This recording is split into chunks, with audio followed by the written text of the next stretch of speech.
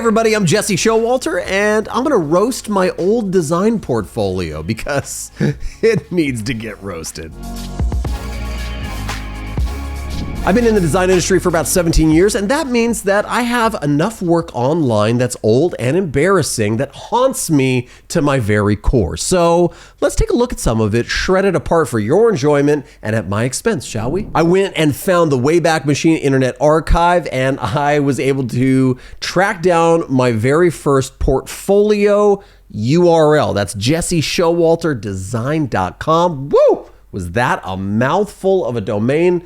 I don't know what I was thinking, but the very first example I have or trail of a portfolio that I have was in 2011, because before that, I actually had a printable portfolio that I would bring around with me and beg people to hire me with. In 2011, we got our first portfolio online. Let's take a look at what that looked like. Here it is, my very first portfolio. It was clean, white, bright. You might say it looks pretty good, but check this out. Look at this fun little interaction that I think I probably spent a week on trying to figure out how to do this in CSS and HTML. And I just thought I was the coolest ever for figuring that out. But I was not cool, because this is not cool. It's stupid. And I should have known better. But I do have a pretty clean navigation over there. You got to give credit where credit's due. But let's go back to the negative, because check out these 1999 shines at the bottom of the word designer. Now,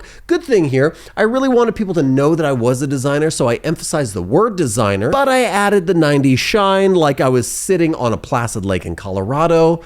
Not a good vibe. Not coming back either, so don't do this. Don't think that because the 90s are coming back around, this is coming back around. It's dead. But also check out this dated iMac that I threw a bunch of my ugly work inside. I don't actually mind the nice structure down here of the hello statement, get in touch, and a little bit about what I do in some of my latest projects. Speaking of latest projects, let's look at the project page to this atrocious portfolio and see what I had to offer at this juncture in my career. Ooh, that's what I had to offer. I had a bunch of really ugly work, and I'm displaying it in just the tiniest little way. I didn't really want people to see it. I wanted them to tilt their head and squint because everything was so small. Now the gallery, not so bad. It's pretty clean, put together, so I don't mind that. But if we were to click on one of these projects, check out my little orange hover. I was super into that orange, man. I really needed that. Let's click on one of these projects and see the project page. I think maybe this was supposed to be framed inside of that iMac again, and somehow the Wayback Machine's not capturing it. But you know what's happening here? I'm still making people squint. I'm making them say, ooh, I saw the work this big elsewhere on the site, and then when I go to the actual portfolio piece of it, it's still this big. Don't do this. Just show your work big. Show it as big as you possibly can so people can really immerse themselves in it, understand it. If I could reach back into the past, I would smack old me and tell me, hey, display it bigger.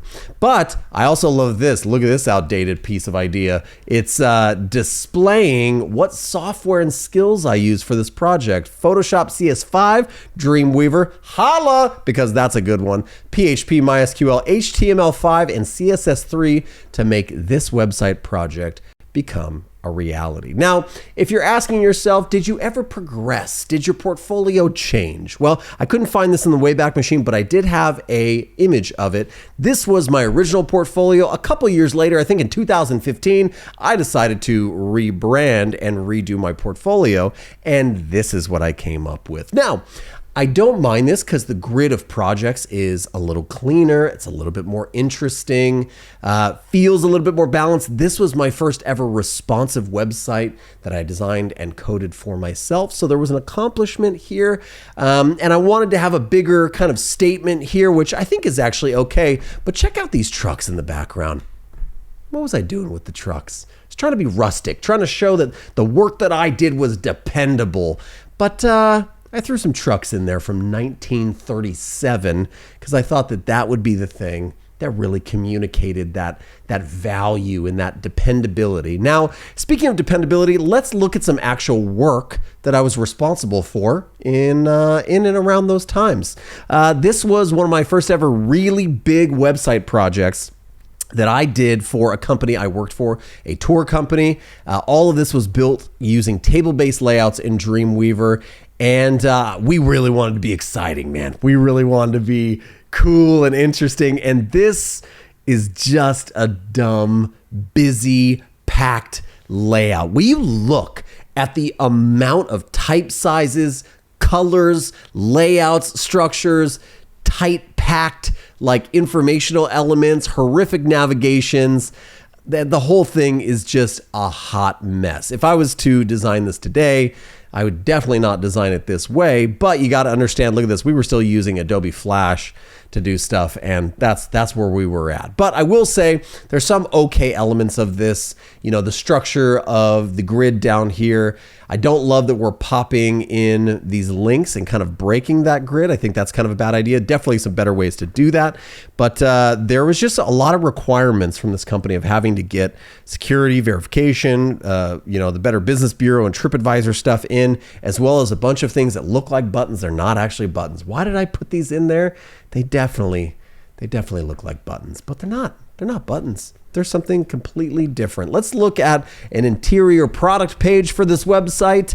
I thought one of the spiciest things that I could do, I remember this distinctly, was to add a leaf. Ooh, just a little leaf hanging over the edge there. Really gonna make this design pop. What would have made it pop was getting over myself and the love that I had for gel pill style buttons, because whoo, who didn't love one of those? Those were a good time, am I right? Well, that's it. A bunch of really old, embarrassing work I'm actually not that embarrassed of, because you have to do bad work before you can do better work and better work and better work. So that bad work actually got me to where I am today, and I hope that that was funny, but also encouraging to those of you out there that are still learning, still growing, and grinding to build your skill set in your craft of design. Be encouraged. We all start from somewhere. I hope you enjoyed the video. If you did, make sure to leave a thumbs up, subscribe to the channel, ring the bell so you know when more videos like this one come out, and we'll see you in the next one.